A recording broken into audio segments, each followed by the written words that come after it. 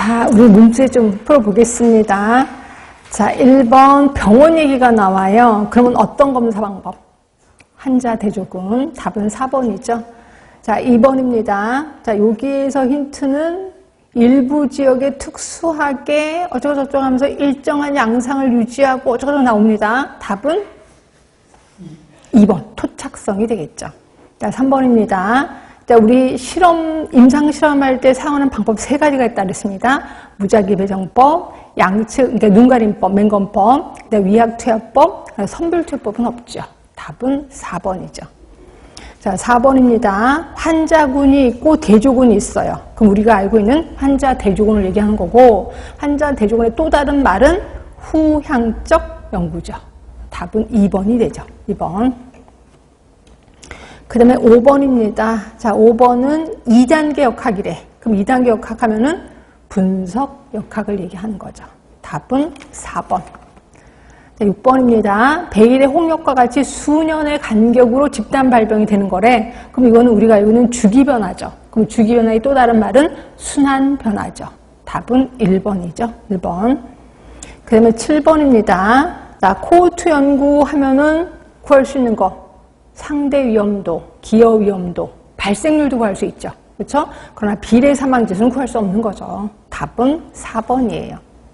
자, 8번입니다. 자, 설명하고 있는 보건지표.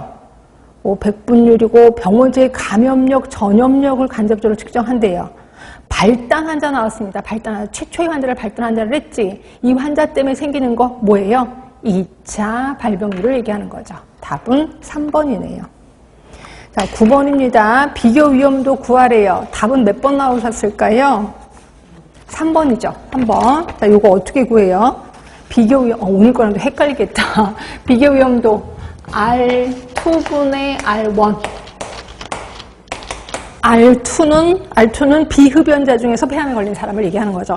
비흡연자가 10,000명이었습니다. 10,000명. 분에 걸린 사람 200명. 이게 R2예요. R1이 담배 피는 사람 중에 폐암에 걸린 관상동맥 질환에 걸린 사람, 흡연자 6,000명 분에 300명. 네, 이렇게 계산하시면 되죠. 그죠? 곱하기 100은 안 해도 될 것 같아. 퍼센트가 아니어서. 그러면 답은 2.5가 나와요. 2.5. 그 다음에 10번입니다. 이거는 저번 주에 제가 하면서 우리 연습 되게 했잖아요. 일단 10번. 전체 학생 수가 50명이래요. 그리고 2차 발병률을 구하는 거예요. 근데 최초에 발단 환자 1명이 있었고 그 1명 때문에 5명이 생겼어. 그러면 50분의 5입니다. 이것만 딸랑하면 큰일 나는 거지. 왜냐면 이 50명 안에 발단 환자가 들어가 있잖아요. 마이너스 1을 해야 돼. 발단 환자 빼줘야 돼 있죠. 그 다음에 20명이 예전에 예방접종을 맞았대. 그럼 면역이 생겼다는 거죠. 20을 빼주셔야 돼. 그리고 15명은 이전에 홍역에 이미 걸렸었대. 그러면 이 사람도 빼줘야 돼. 이렇게 되는 거죠.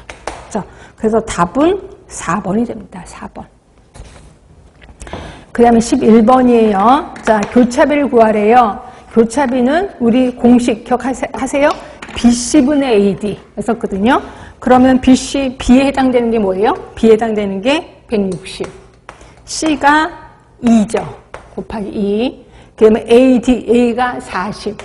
곱하기 그 다음에 BC분의 AD니까 D가 12가 되죠. 이렇게 되는 거죠. 그래서 굳이 계산하지 않아도 되는 거지. 답은 1번이 됩니다. 1번.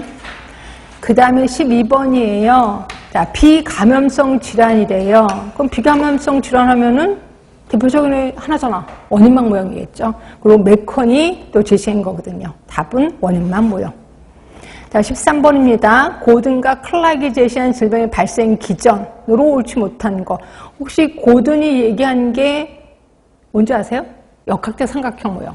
지렛대 모형을 얘기하는 거예요. 지렛대 모형. 그럼 그거에 대한 설명인데 병원체 요인은 질병 발생의 직접적인 원인이 된다. 괜찮습니다. 2번 환경 요인이 병원체에 유리하게 작용하면 숙주의 감수성이 감소된다고? 아니지 않아요? 예. 병원체에 유리하게 작동하면 병원체 양이 많아지는 거죠. 그렇죠? 숙주 얘기가 아니죠. 답은 2번인 거고. 3번 숙주 요인이 우세하거나 환경 요인이 숙주 쪽으로 유리하게 되면 건강이 증진된다. 맞죠? 그 다음에 환경 요인이 숙주와 병원주 사이의 지렛대 역할을 하고 건강과 질병이 중요한 요인이 되는 거 맞아요. 답은 변함없이 2번. 자, 14번 대놓고 나왔습니다. 그렇죠? 너무 쉽지 않아요? 제일 처음이 병원체, 그 다음에 병원소, 그 다음에 탈출, 그 다음에 전파, 그 다음에 침입, 그 다음에 신숙주의 감수성. 답은 1번이 되는 거죠. 1번. 자, 15번입니다.